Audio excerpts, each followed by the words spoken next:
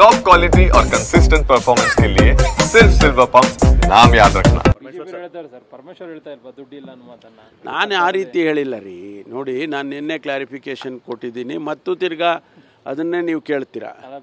ಅಲ್ಲಪ್ಪ, BJP ಅವ್ರು ಹೇಳ್ತಾರೆ, ಅವರು ಅರ್ಥ ಮಾಡ್ಕೋಬೇಕಾಗಿತ್ತು. ನಾನೇನು ಹೇಳಿದೆ ಅಂದರೆ, ಬಾದಾಮಿ 1500 ವರ್ಷದ ಇತಿಹಾಸ ಇರುವಂಥ ಊರು ಮತ್ತು ಅಲ್ಲಿ ಬಾದಾಮಿ ಗುಹೆಗಳೇನಿದೆಯಲ್ಲ, ಕೇವ್ಸು, ಐತಿಹಾಸಿಕ, ಎಲ್ಲೂ ಪ್ರಪಂಚದಲ್ಲಿ ಎಲ್ಲೂ ಇಲ್ಲ ಆ ಥರ.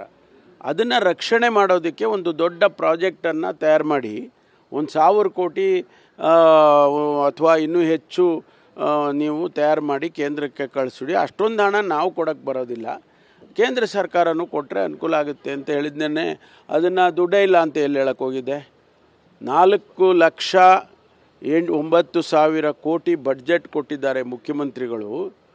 ಅದರ ಹಿಂದಿನ ಬಡ್ಜೆಟ್ಟು 3,70,000 ಕೋಟಿ ಇತ್ತು. ಸ್ವಾಭಾವಿಕವಾಗಿ ಹೆಚ್ಚಾಗಿದೆ. ಅದನ್ನು ನಾವು ಹಣ ಇಲ್ಲ ಅಂತ ಹೆಂಗೆ ಹೇಳೋದು? ನಾನೇ ಹೇಳಿದ್ದೀನಿ ನೀರಾವರಿಗೆ.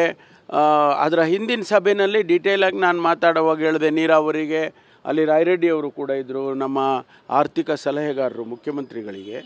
ಅಲ್ಲಿ ನೀರಾವರಿಗೆ ಹೆಚ್ಚು ಹಣ ಕೊಟ್ಟಿದ್ದೀವಿ ಮತ್ತು ಅಭಿವೃದ್ಧಿಗೆ ಹಣ ಕೊಟ್ಟಿದ್ದೀವಿ. ಗ್ಯಾರಂಟಿ ಒಂದೇ ಅಲ್ಲಪ್ಪ, ಗ್ಯಾರಂಟಿ 52,000 ಕೋಟಿ ಅಷ್ಟೇ. ಅದನ್ನೂ ಕೂಡ ಮುಖ್ಯಮಂತ್ರಿಗಳು ಬಡ್ಜೆಟ್ನಲ್ಲಿ ಪ್ರೊವಿಷನ್ ಮಾಡಿದ್ದಾರೆ. ಔಟ್ ಆಫ್ ಬಡ್ಜೆಟ್ ಕೊಟ್ಟಿಲ್ಲ ನಾವು ಗ್ಯಾರಂಟಿನ ಅಂತ ಎಲ್ಲ ಹೇಳಿದ್ದೀನಿ ಡೀಟೇಲಾಗಿ. ಅದು ಯಾವುದೋ 1,000 ಕೋಟಿ ನಾವು ಕೊಡೋಕ್ಕಾಗೋದಿಲ್ಲ, ಅವ್ರು ಕೇಂದ್ರ ಸರ್ಕಾರ ಕೊಡಬೇಕು ಅಂತ ಹೇಳುವಾಗ ಅದನ್ನು ದುಡ್ಡೇ ಇಲ್ಲ ಅಂದರು ಅಂತ ಹೇಳಿ ನಾನು ಹೇಳಿದ್ದೀನಿ. ಅಷ್ಟು ಪ್ರಜ್ಞೆ ಇಲ್ವಾ ನನಗೆ?